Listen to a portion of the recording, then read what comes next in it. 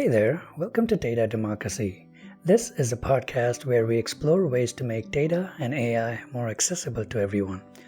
We do this by interviewing experts across industries, asking them how they think about data, what are some of the challenges they face when it comes to data, and if they had a magic wand and time and resources were not constraints, what kind of intelligence and models would they wish to have? We have a great guest today, Jim James. Jim is a global entrepreneur, PR guru, author of multiple books, and a podcaster. Jim has built businesses across 3 continents, has written fascinating books including The Gap Year Cash, The Unnoticed Entrepreneur, Volume 1 and 2. Jim hosts a podcast also called The Unnoticed Entrepreneur, where he works with entrepreneurs to help them grow and get noticed. I'm super excited to welcome Jim to Data Democracy. Jim, welcome. Mehdi, thanks so much for the glowing introduction. You said it better than I could have said it myself. I had to get you to do my PR. Thank you for inviting me onto the show. No, I'm super excited to have you on and learn from you. Let's start with your story. You've got an inspiring story. You're moved from the UK to Singapore at 28, founding your company, writing books, and hosting your podcast. Tell us your story. Well, thank you. I think it all started when I jumped out of a plane at the age of 17, Mitty, really. I was trying to raise money to go overseas to Australia from the UK, working by the hour. I knew I'd never make enough money. So I jumped out of an aeroplane and got it sponsored by people in the toy department that I was working in, actually selling toys to children. And I really learned from that episode that jumping out of a plane and raising enough money to go to Australia and then getting the local newspapers to report me buying some clothes and some boots and backpacks and so on from a local store in exchange for coverage. I learned that actually you can make money not by earning it by the hour, but by creating something from nothing. And that's really, for me, the start. So at 27, after a few years of working for other people and finding sitting in meetings not really for me, I moved to Singapore to start my first business, East West Public Relations, which is still operating, in fact, eastwestpr.com, and I sold it to a couple of young PR gurus that are now running the business. That's awesome. It's a really fascinating story. I know you've got businesses across multiple countries, and you've had a long career. What are some of the unexpected challenges and surprises you've encountered in your global career? Yeah, you mentioned about going into other countries. Just to fill that in, after Singapore for 12 years, I moved to China, Mitty, to start the public relations company, but also then started opening the import business for a sports car company, a drinks company, and started the British Business Awards in China. And the other continent was India, actually, where I opened an office in Bangalore. So I've been fortunate enough to start businesses on many continents and many different kinds of businesses. I think that one of the challenges that you face as an entrepreneur anywhere is the physical challenge, because you have to be self-motivated, and running a business is a marathon, not a sprint. And I think that for all of us, I'm 57 now, so I'm at the end of things. The challenge of staying fit and healthy, when at the beginning, when you start an agency, you don't feel like your health is that important because you think it's all about money and ideas and networking. So one of the challenges that I've had to overcome is changing the way that I address and look after myself. I actually had a tumor, grew a tumor, not intentionally, I can say, but I discovered I had an ameloblastoma when I was living in Beijing. And that's kind of a rare disease, but it's fatal in 5% of people, and it's not pleasant. Part of your jaw disintegrates. And that was really a wonderful, wrong word maybe, but a great reminder that there is no wealth without your health. So I think the first challenge as an entrepreneur is to recognize that the big goal is actually your longevity, not your profitability. So that would be perhaps the first challenge. Second challenge, I think, when you run a business is you're learning new things. You're learning to do product marketing, maybe development, cash flow, HR, tax, finance. If you're trying to learn those things in your own country, then you can ask people that you know, and the language may be the same. I was a bit of a fool, really, Mitty, because I went to Singapore, so I learned those how to run a business in an entirely new culture. This is back in '95, so we didn't really have the internet, with just the beginnings of Yahoo and no mobile phones. So that was a challenge, was, if you like, learning enough quickly enough. And then when I went to China in 2006, I had to learn again. So one of the challenges as an entrepreneur is that we have to continue to learn. And we're learning while we're doing. And finding this balance between doing things that you know work and exploring new things that you don't know will work yet is central to being an entrepreneur, because we're always the ones who are leading a business and moving it forward. Whereas if you are an employee, of course, you have someone, an organization or a boss, who has made that decision for you. So I think that constant challenge of learning and doing simultaneously is another challenge. So that's two good challenges. I don't want to put anybody off being an entrepreneur, so I don't want to say too many, but those are perhaps two: retaining your health and continuing to learn whilst doing. Yeah, those are really great insights. You did mention about, longevity and health. It reminded me of an interview I was watching of Robert Downey Jr. He basically said, I've got my acting down and I know how to emote and all that, but the best thing I can bring the best value that I can bring is to bring my A game and, make sure that I'm healthy and in the right mindset. So I think that's really, that spoke to me. Yeah. So yeah, continuing on, like you said, you've got a unique vantage point of starting businesses and running it in multiple countries and cultures. When it comes to business, what are the things that work across cultures and countries? What should entrepreneurs focus on, no matter where they're doing their business? I think the universal truths in running a business, probably a couple. One is that central to any company, whether it's a software or a hardware, you're selling fruit, you're delivering medical supplies, is you have to add value. It seems an obvious thing to say, but often people get caught up with what they want to produce and forget that what's most important is what people want to buy. Now, I know this is antithetical to the Steve Jobs or even the Ford. If I ask people what they wanted, they want faster horses. But actually, if you look at it this way, people wanted transport, right? And the intuition was that they would do that through cars, or people wanted mobile telephony. Okay, so actually, people did want those things.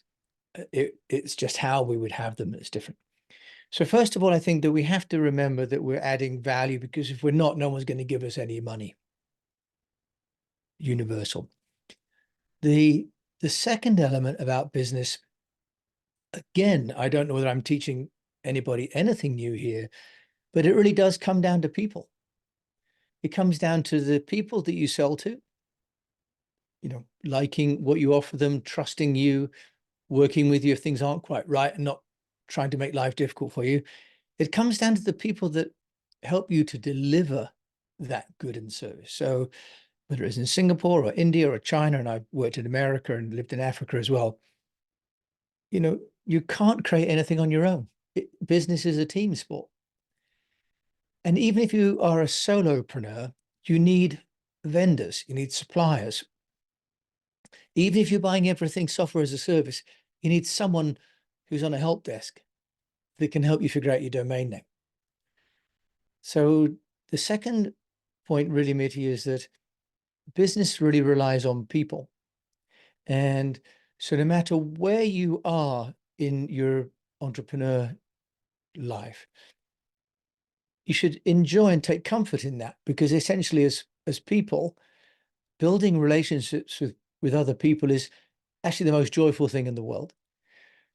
And as an entrepreneur, really everybody and anyone can do that. There is no barrier to having relationships. It's not a technical, it's not a financial, it's not a legal barrier.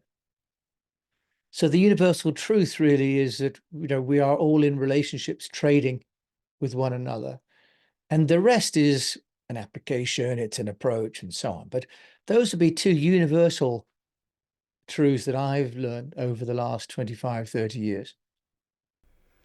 Yeah, that's a really good point. You mentioned about, you know, bringing customers are actually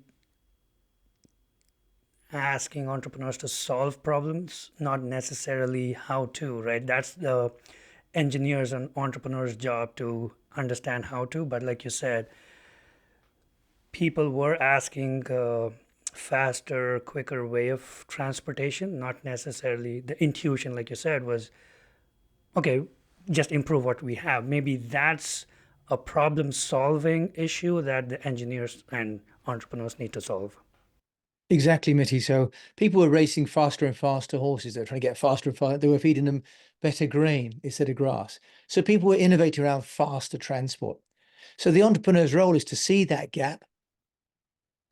And the joy of being an entrepreneur is you try and build, create, innovate something that solves the need that the market has, but hasn't yet fulfilled the need for. So it's not that customers cannot tell you about your next product. It's about customers do not necessarily need to tell you how to build your product.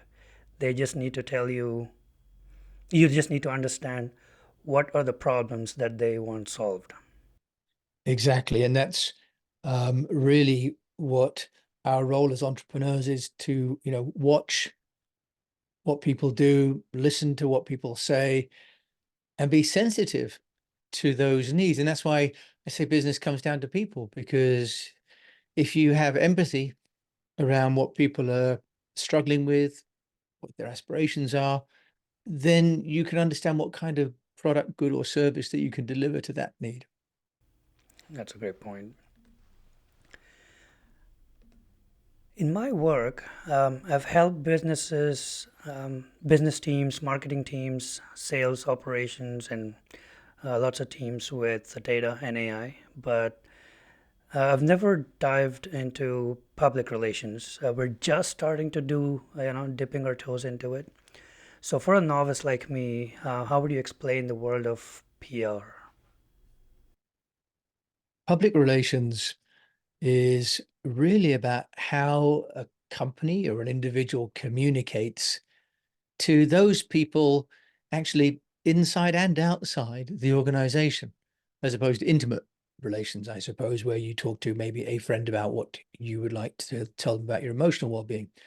So public relations really is about sharing with those different communities, it's what we call stakeholders, internal and external, and partners, what you're trying to accomplish and what your vision is, and maybe what's going right with that vision and what's not going quite right with that vision. So the way I look at public relations is it's a way to engage those stakeholders in the forward progress of the company.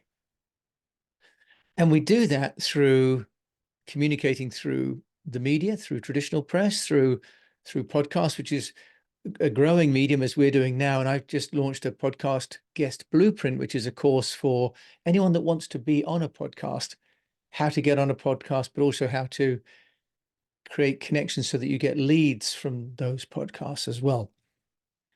So public relations is about taking that thought that you have as an entrepreneur and putting it into different formats, be it a video, be it a written press release, being an article, being it a podcast in audio, or even going out and speaking to people. So public relations is really about how you communicate what your company is doing. That's not a sales message. It's about how you as an organization are addressing an issue or a community, for example, as opposed to this is what I'm selling, which is quite tactical and a transfer of value. So I hope that explains what it's about, then trying to help people to move from maybe a lack of understanding to a fuller understanding of what you're doing. And ultimately, you want people to engage in what you're doing, because if they engage with what you're doing, then they will become customers and advocates and help you to do that. Got it. It's more organic or more natural than a sales transaction in a lot of way, because you're not going maybe down the line, but in that specific interaction you're not really asking the customers for something else. You're just trying to educate them or bring awareness to your product.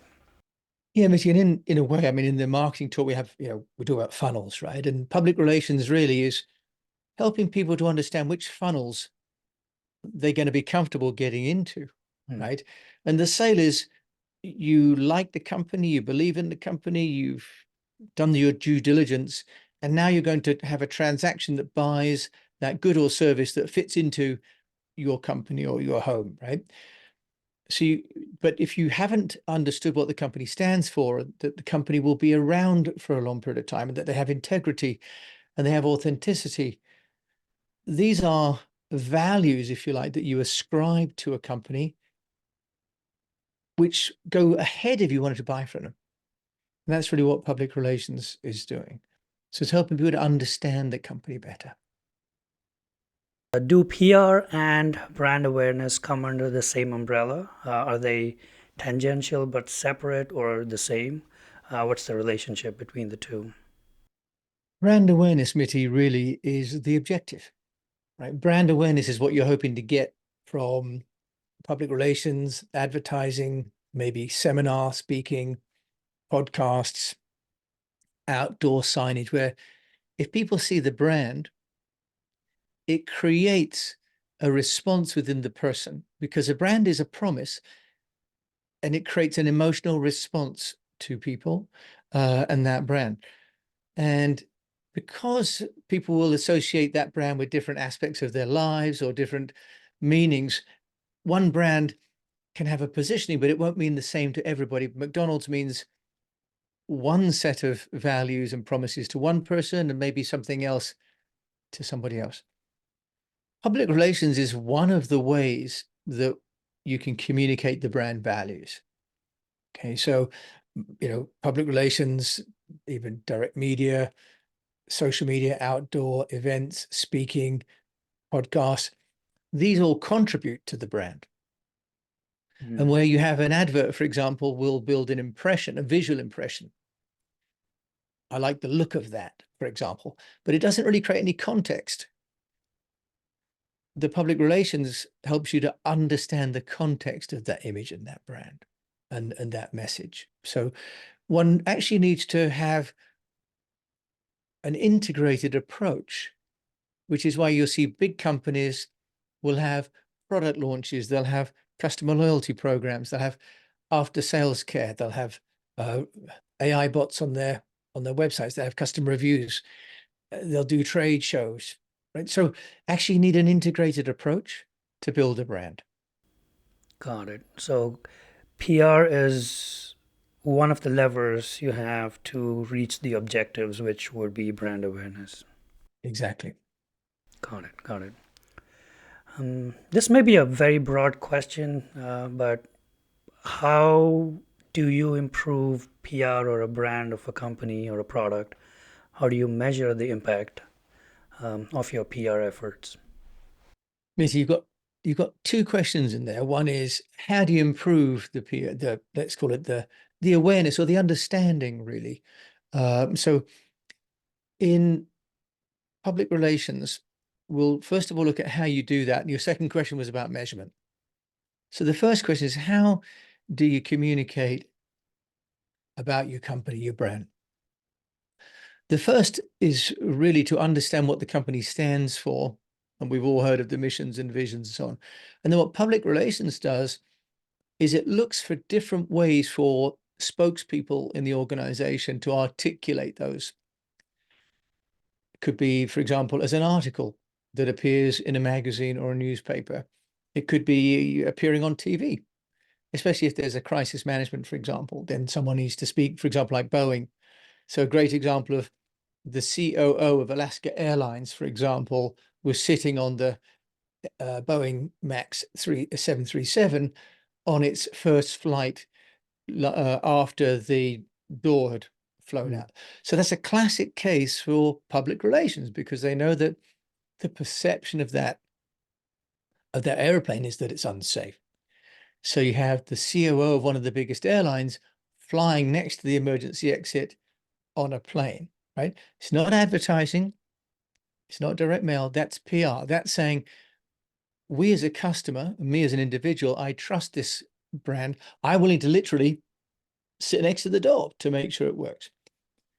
So PR is about going out and being seen, whether it's in writing or in person, and articulating the values of that company.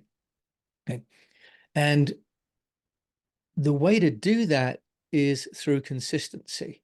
I have a strap line for my podcast, The Unnoticed Entrepreneur, and on the book and in the podcast guest blueprint course, keep on communicating.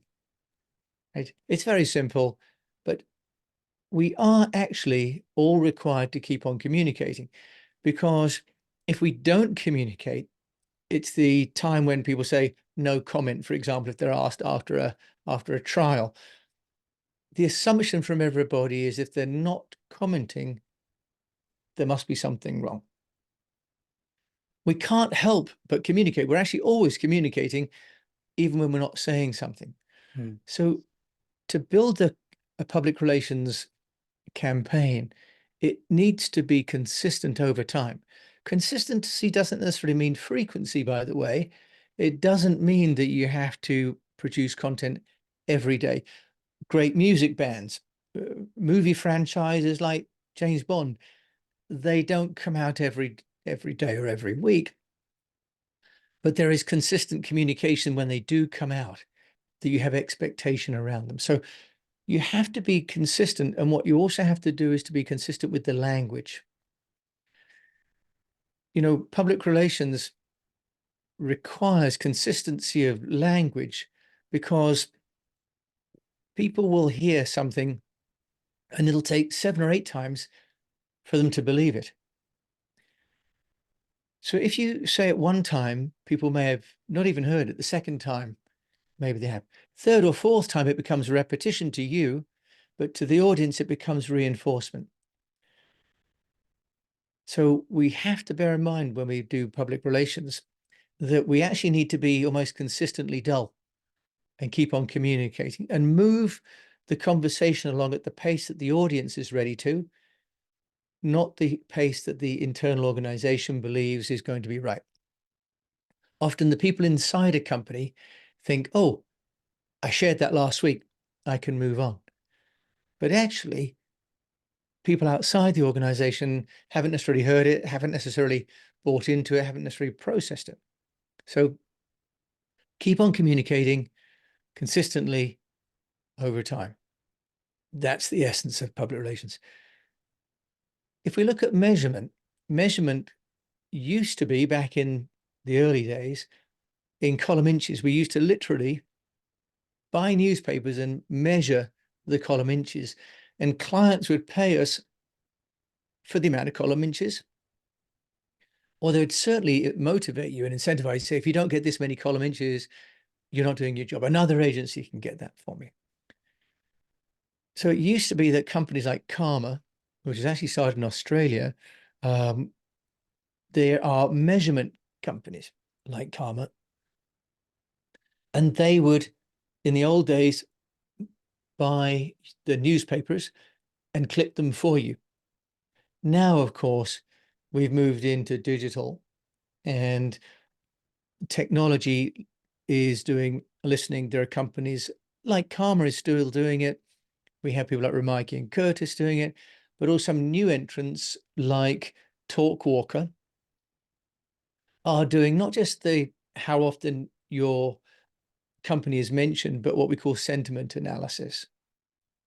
And sentiment analysis is the new, if you like, the new part that is enabled by AI.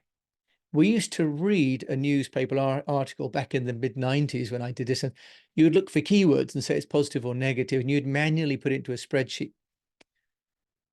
But on my podcast, The Unnoticed Entrepreneur, Mitty, I have some of the originators of these technologies.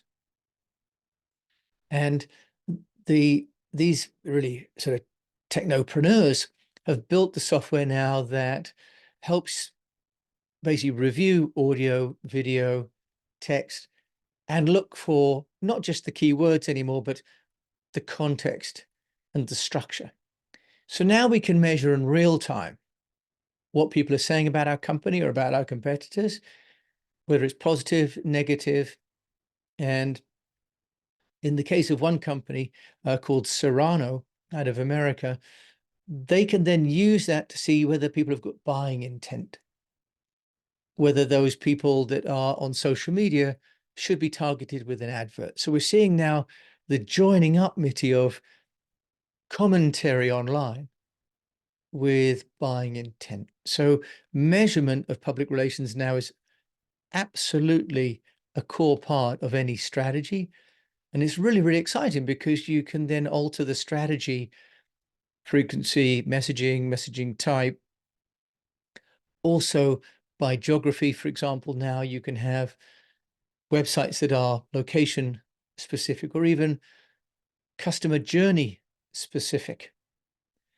There's a company in Holland that's got a software that, depending on where you have come from, your customer journey, will serve you different content on the website.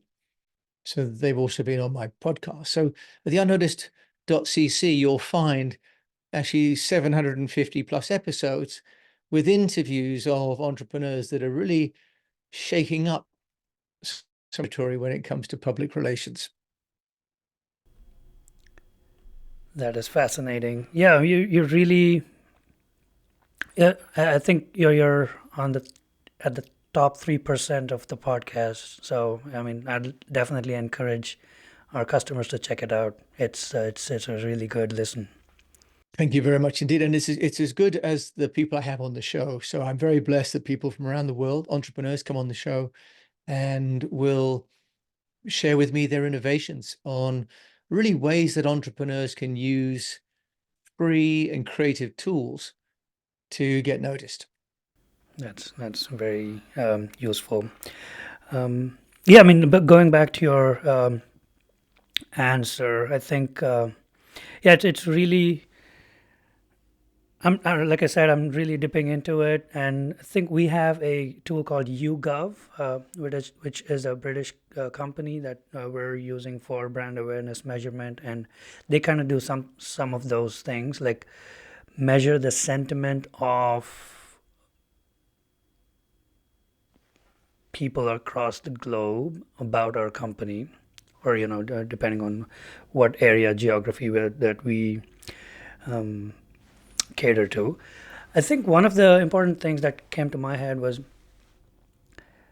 with the digital tools, it's so easy to change strategies in real time. You're getting feedback in real time versus newspaper clipping and things like that. So it's much more robust and helpful, but also it ties back to your the other insight that you don't want to change the messaging or consistency of messaging. You got to keep the messaging consistent, but not change. But you can change the strategy. How you reach out to them could be changed, but not really the messaging itself.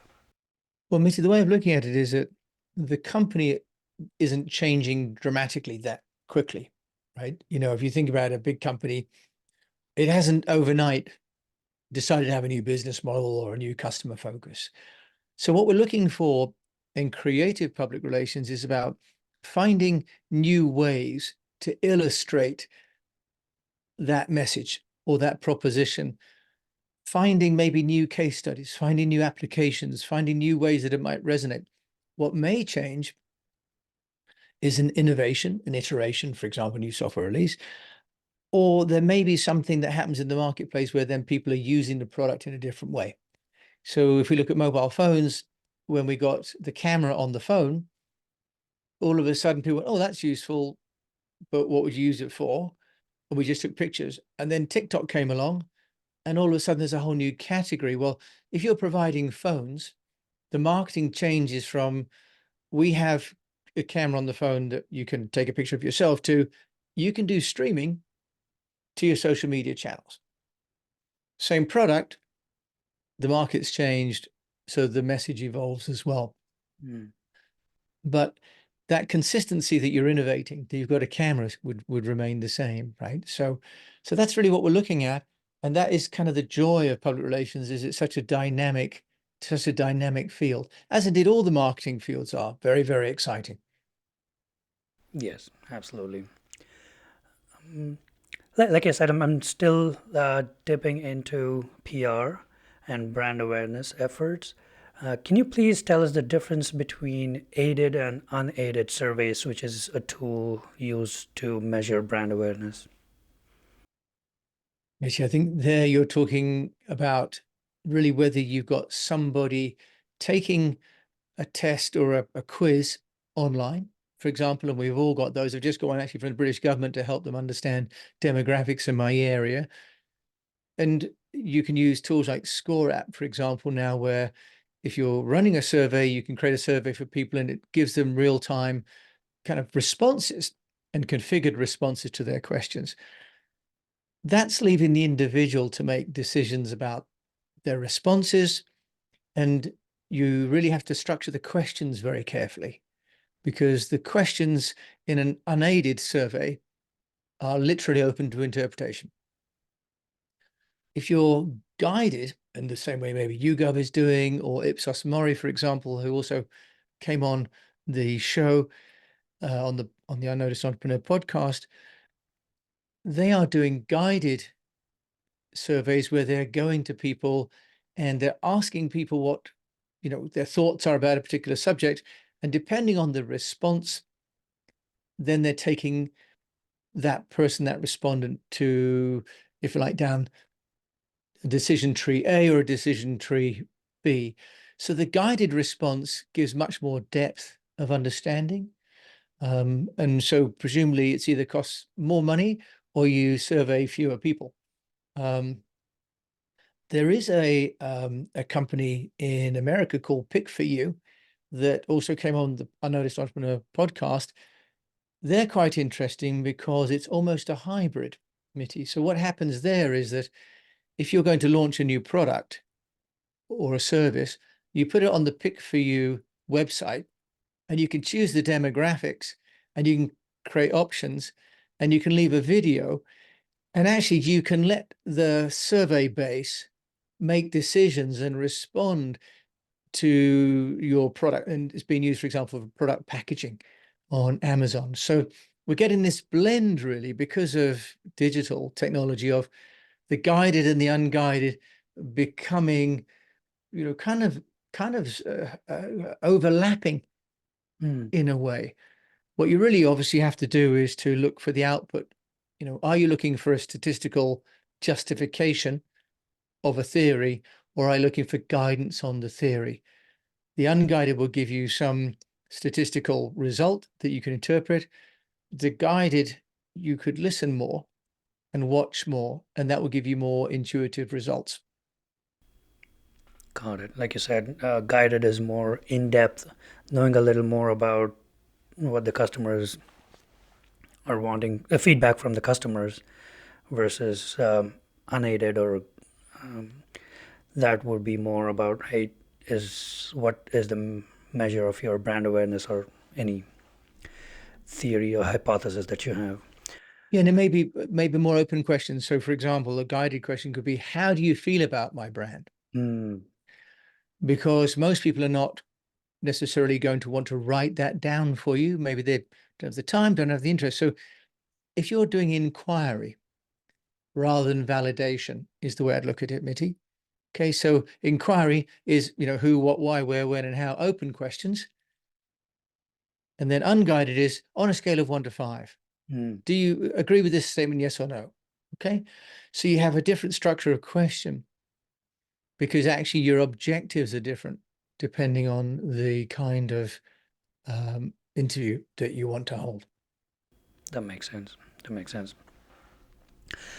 What's the role of data in PR? We talked about measurement, and well, yeah, what is the role of data in PR? How important is it, and how do you use data to drive your decisions? Well, data's become more and more important, I think, across all marketing disciplines, right? And the real issue here now in PR and others is in attribution. Mm. So in the old days, Mitty, you'd say, get an article in the Wall Street Journal, for example, and it would be anecdotal. I used to get my clients on Bloomberg or CNBC, and it'd be like, oh, somebody mentioned they saw me, right? It would be anecdotal. Now, because we can track where people have seen or read and the behavior through software. I had the founder of a company called Funalytics on my show, for example. Funalytics can track all the sources of traffic to your funnel, right? Because you have more than one landing page and more than one funnel, and it tracks it across the entire universe, whether it's you've been found on a website from a blog post or a TV show that someone streamed and watched on CNN, all the way back to maybe the Facebook account that they tracked it on, to whether they shared it. So the digital customer journey that we all have now, the footprint that we leave across devices, even though now, of course, we have more and more privacy rules in place, attribution has come to public relations as it has to every other discipline, whether it's advertising or events where we used to do lead capture on the trade show booth. So public relations now is very measurable, and that's a good thing. It's a good thing because public relations plays a very valuable role at building credibility for a brand and starting conversations for a brand.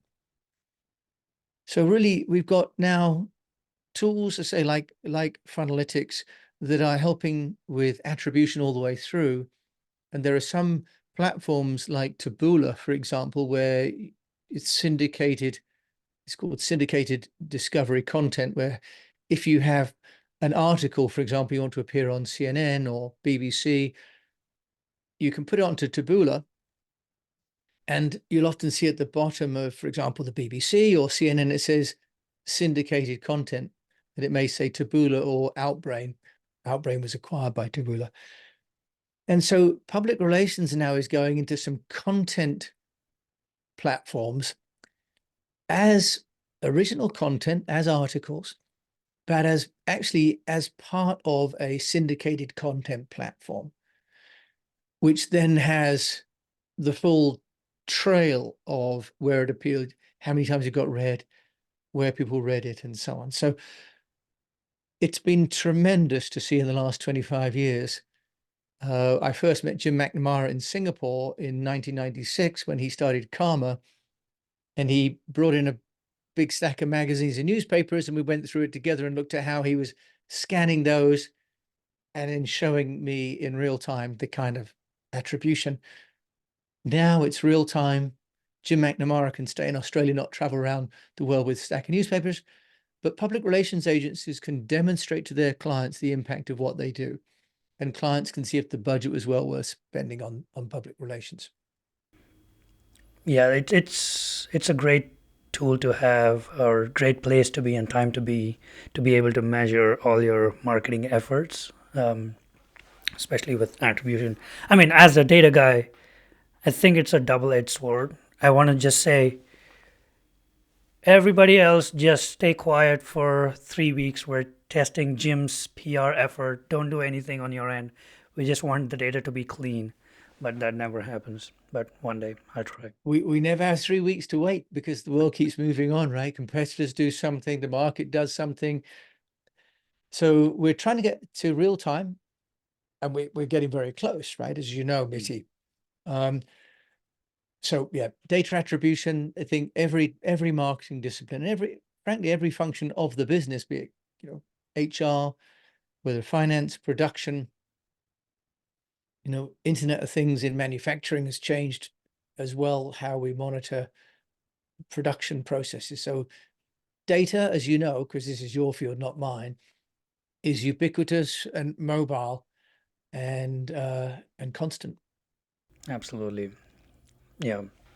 It's really fascinating, the world of digital marketing data. There's so much and it's always evolving. So it keeps me on my toes.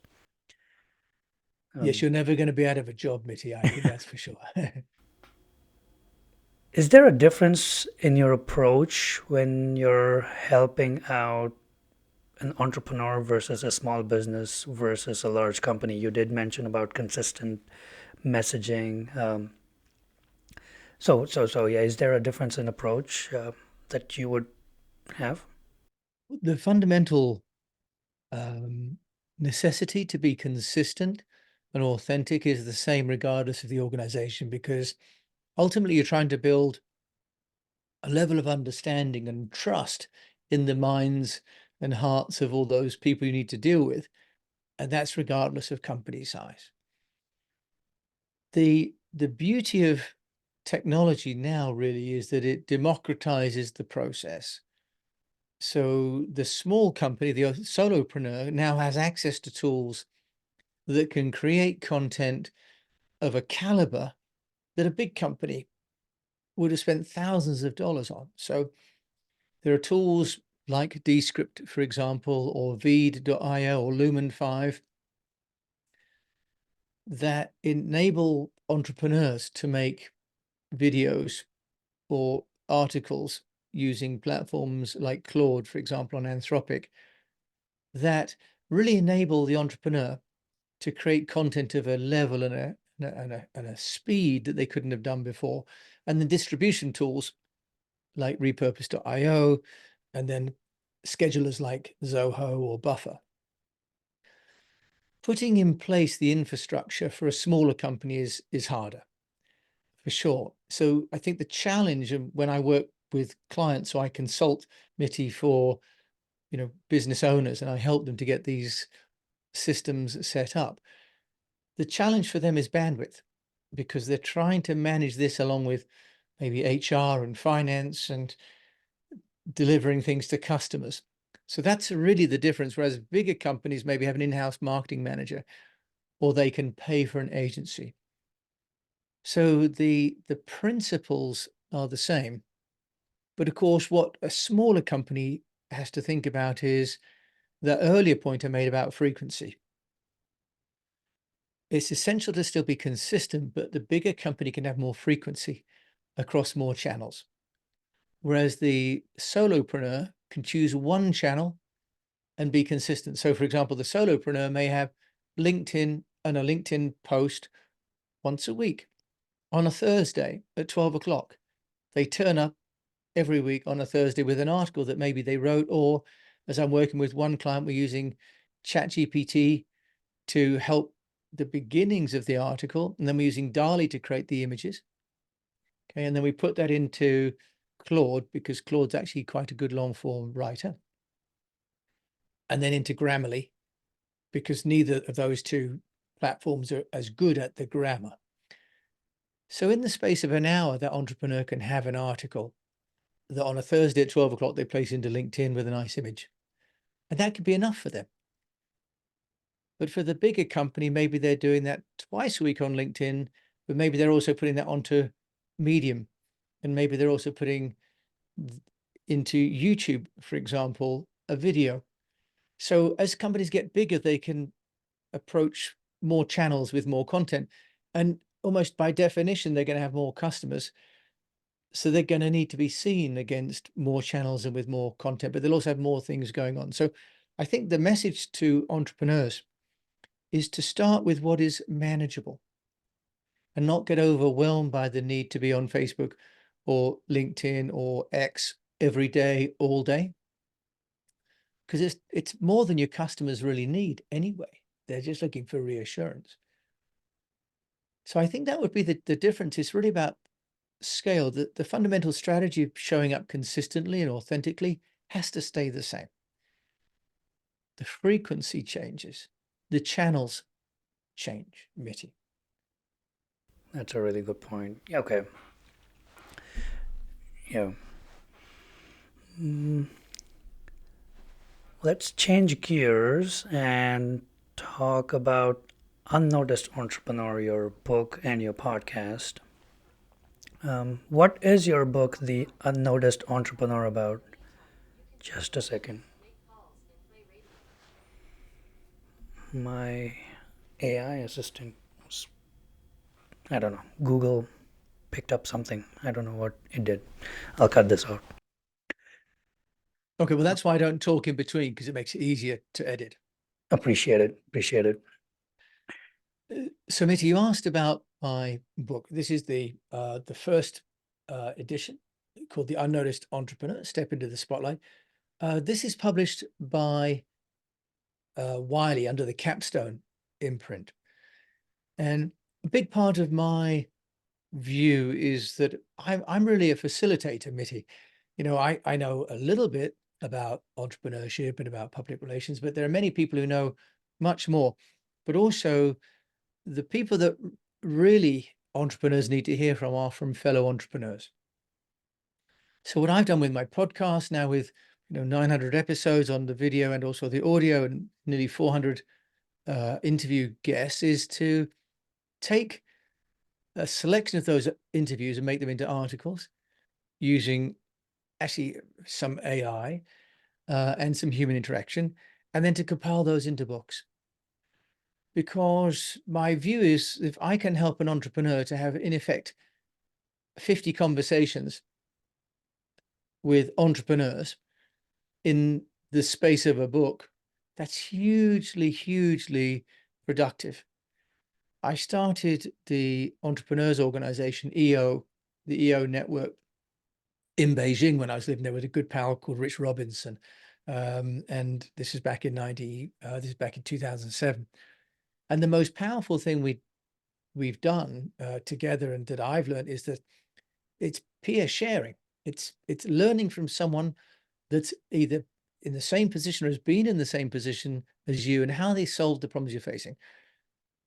So the book series is entrepreneurs sharing how they got noticed, and it covers some technology, it covers some theory, and the first book that I published, I did on my own, and the second book I published on my own, and I entered the British Business Book Awards, Mitty, and amazingly enough, I was a finalist in the book category. And as a result, Wiley reached out to me on LinkedIn and said, would you be interested to publish under Wiley? So a couple of lessons in there. One is to enter awards. Great PR. If you meet people, but also you might have a chance to win or get nominated. And the second is to then let people know you've done it. So actually, it was through PR, putting it on LinkedIn, that my book was found. So the second volume is coming out in April of this year, and it's available on Amazon now for pre-order, actually. So The Unnoticed Entrepreneur Volume 1, and then Volume 2 is another 50 conversations, and then there'll be a Volume 3, I think, in another year's time. So the idea is to take these amazing conversations I have with entrepreneurs that are all 20 to 25 minutes long, take them into text, and make them accessible so they really become lessons that fellow entrepreneurs can learn from. Yeah, that's like distilled down lessons that we can learn from in a shorter time span. That's awesome. It's fascinating, and it's so helpful for entrepreneurs and even people in professional jobs. I You think know, so. The response has been really good to the book because it's accessible, and because it's 50 interviews, people can read one chapter at a time, and it takes the length of a cup of coffee. So the idea is that you can dip in and out because entrepreneurs don't have a lot of time, and actually they may just find one story. For example, like there's a photographer in India who during lockdown decided that he would take a picture of himself every day for 365 days because they couldn't go out. So he took pictures of himself every day, and as a result, then built a calendar. And as a result of that, on Instagram, people said, "Hey, I love your work. Can we have you come and work with us?" So, really great stories of people doing things that are just creative and innovative, not expensive, but help them to get noticed. that's awesome. In your book, you teach leaders and entrepreneurs about ways to be seen as an authority in the industries. Can you please talk to us about it? What are some of the ways to be a thought leader in an industry? First of all, you have to think of something, Mitty. I know it sounds an obvious point, but it's a bit like people say they want to get rich, but you have to do the work to get rich. And if you want to be known as an authority, you have to do something or believe in something or articulate something that establishes you as a thought leader. Sounds an obvious thing to say. But first of all, define what it is, and not too broad and not too narrow either, ideally.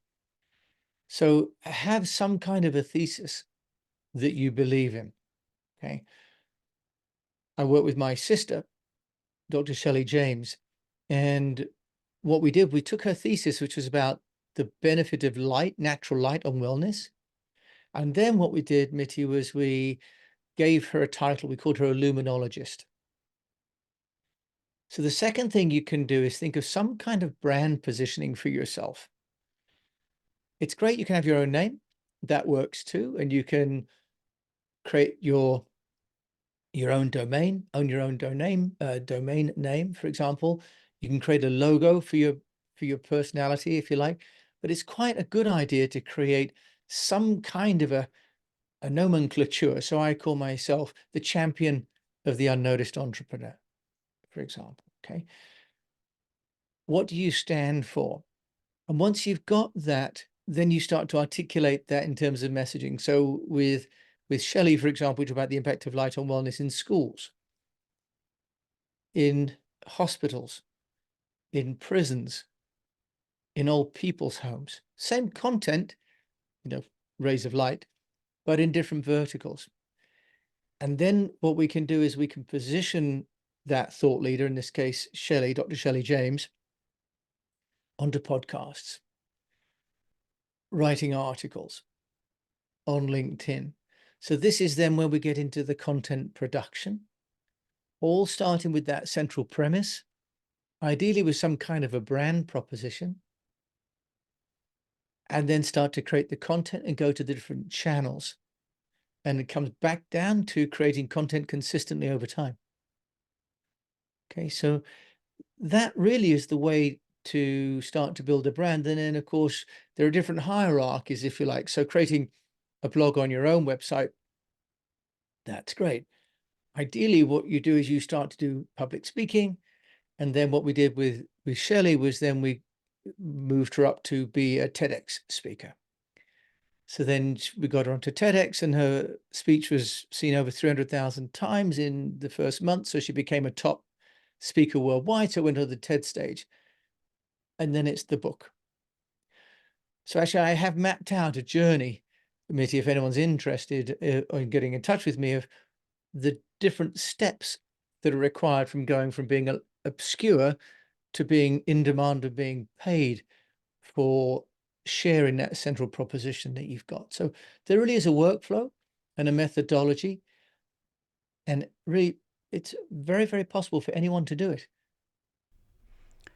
That is yeah, that was so fascinating when I learned that from your work. But yeah, you've developed a methodology around it, and that was super fascinating to read through it.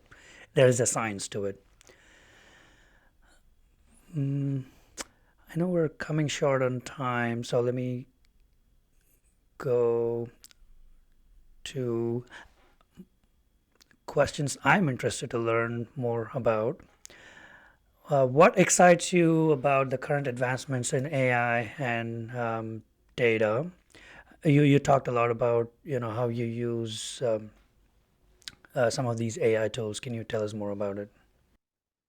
I think AI is so exciting because it's such an enabler, really, Mitty. For people like me that can't draw or create images very well, using AI like DALL-E or Midjourney give me a superpower that otherwise I wouldn't have. They enable me to create content for courses at a speed that I couldn't hope to type. That's selfish, though, in that sense. I'm talking about me. But I think AI is also really, really exciting for all those people that have maybe some challenges. So, for example, if you are visually impaired, AI is now helping people to take text into audio, for example, right? So it's possible now then to put text in and text to audio. You can have text on screens, for example, e-readers. So that's an enablement part as well, I think, of AI. I think AI is also enabling people to bring goods and ideas to market at a speed and with such a reduced level of risk. So I met some young people that have got a business plan evaluator, and you put the ideas in and it finds other businesses that are similar or not and evaluates the risks. So we're going to get into ideation and accessibility in a way that isn't possible. And I think it's very liberating because people in other markets, maybe, for example, maybe India, for example, where they may not have access to capital or infrastructure, they can create goods and services that can compete globally using the technology. So I think it's really, really exciting on lots of levels, selfishly, but I also think in other applications around the world, it's going to be very, very exciting. Absolutely. It's democratizing a lot of tools that we've never had before. This is one of our staple questions. If money and resources were not constraints, what kind of intelligence and models would you wish to have, and what would you do with it? When you say models, do you mean as a human AI model, you tool, mean? Oh, AI I think you say models. Yeah, yeah. as a human model, I wouldn't mind taking 20 years off my body. That would be great, but I don't think AI can do that. Nothing can do that, I think, probably. Um, an AI tool that helps young people to navigate some of the stresses and the strains that they're facing now, Mitty. I have two daughters, and I just see how much the young people are struggling with the future and even the present, because a lot of what we're teaching them in schools is irrelevant because it's dated, and they're facing such uncertainty and at the same time so much social scrutiny. And I think it's a very toxic mix.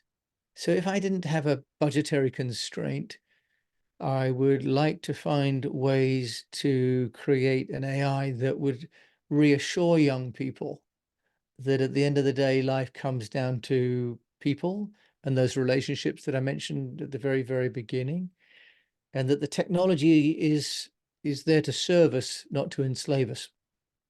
So that's That what my AI would do.